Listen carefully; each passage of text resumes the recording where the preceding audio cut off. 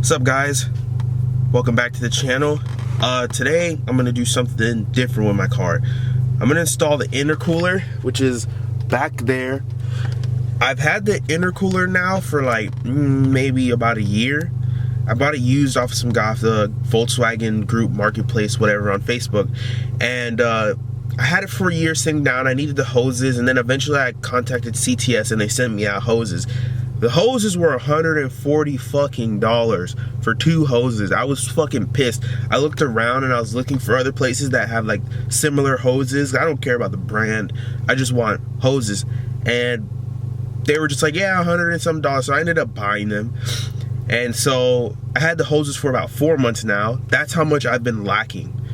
So yeah, I had the hoses sitting around, and then since I went to Hydra and got a retune, and I told them I have the intercooler and I have the forged diverter valve. Yeah, I had that on my car, but I took it off because I was having some issues or whatever, so I haven't put it back on yet. I think it's because I didn't put the heavier spring in there, because I think the spring that comes in there is for like 10 to 15 pounds, and then the car is running like 28 pounds for how long, and I still had that 10-pound spring in there. Anyways, so yeah, I'm gonna install all those things, and I have RS7 spark plugs for my car, which that takes like 10 minutes to do. I'm probably not gonna show you how to do that. I'll show you how to do the intercooler. I don't have any more lines that came with this diverter valve, so I think at work they have some rubber lines or whatever that can fit over this. Yeah, I mean, other than that, that's what I'm gonna do today, so let's get to it. Alright guys, so I'm at work. I already installed the R7 spark plugs. I had the wheels off, so I'm taking off the front bumper, and I took off these two T25s, and then there's like a whole, I took off the belly pan. The belly pan's over there with all the T25s, and then now I'm about to take the bumper off, and I looked under here, and underneath, I don't know if you can see that, but there's like 2 T10s, or not T10s, sorry, there's 2 10 mils I'm gonna take out, and then I have to disconnect the fog light, which is down there. I'll pull the bumper off and I'll do it, and do the same for the other side. These are the 10 mil I'm talking about, these plastic things.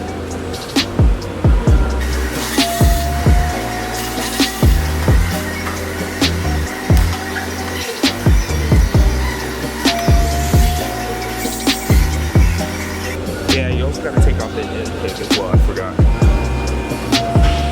I have an aftermarket intake, so mine's not gonna be too hard.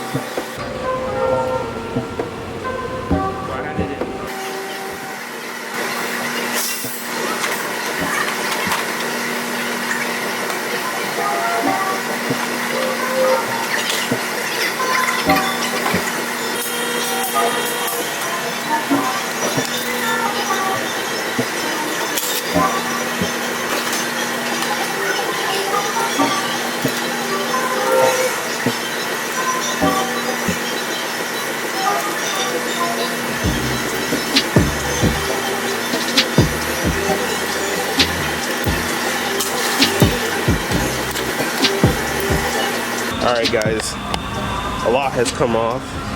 Bumper, whatever the fuck, bash bar. These 16 mil bolts, I took these T25s, 1, 2. I loosened the headlight right there, both sides, because you can't get one of the bolts for the crash bar out. There's 2 10 mils that go here, silver 10 mils. Yeah, I mean, that's about it. Oh yeah, the horns I unplugged, disconnected. So yeah, we're almost there. So we decided to, instead of letting the condenser hang by the lines, just use an AC machine to vacuum it out, and we can just take out the condenser as is. It's smarter, and that's easier. Just let the machine do it. All right, so fast forward about half an hour to an hour. Intercooler's in. I got the grommets on. I told you guys I disconnected the lines. We had to make a little hack here to fit the shroud on there. Sanded this down so it can clip.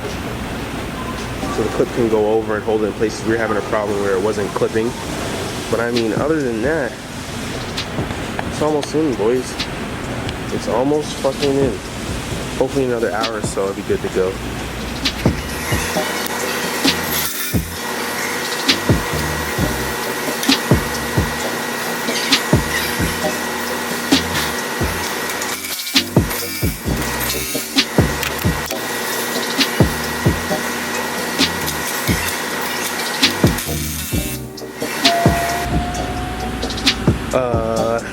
Diverter valves on R7 plugs are in, so I think Friday I'm gonna get it retuned. So stay tuned for that. I don't remember the last clip I showed you guys, but there it is. Can't really see it, but yeah, it's that lighter color metal. Damn, I look beautiful. Ooh. Anyways, installed all that other shit, and again, in the car with Alex. You can actually see both of us now. Yeah, unlike before. Yeah, not like before. So, hey.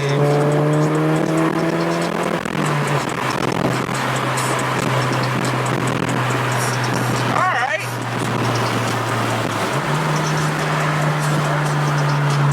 That was a cool little 80. Yeah, 80 kilometers. Yeah, all right, relax. It was 80 miles per hour.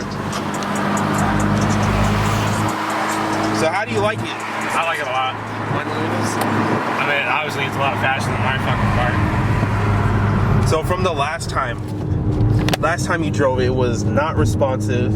Well, not as responsive. Well, I mean, my foot was to the floor last time. My foot's not to the floor this time. And it's still just going. Yeah, it just goes. See, when I first got it tuned, I was kind of sad because compared to the 5150 tune, it wasn't as peppier. Granted, they took out like 4 pounds of boost, but you know, I guess each pound of boost is like 10 horsepower. So I essentially lost somewhere around like 40 horsepower. I'm gonna say 40 horsepower is like the maximum. But I mean, from being your passenger when you had the 5150, it definitely doesn't like it's not aggressive when it's pulling, but it still pulls pretty good. So. And then also it used to bog a lot. Yeah. So yeah, when with the 5150 tune, I'd be driving and say I decided to race someone or just pull off, it would just bog like 3rd to 4th gear. It'll just, I don't know, man. Yeah, I don't know. He had a tune for all the top end, but not the bottom end. Yeah, like the bottom end. Oh yeah, that too. The drivability of this car with this new tune is crazy because now it's easier to drive. Drive around town, it's not as harsh, it's not as gauging as hard. Boost is not kicking in as hard. Now it's like subtle, linear. That's the word I'm looking for, a linear boost. Definitely more linear power. So hopefully with this retune, you know, might get a little more power at the top end. Well, no, we'll find out.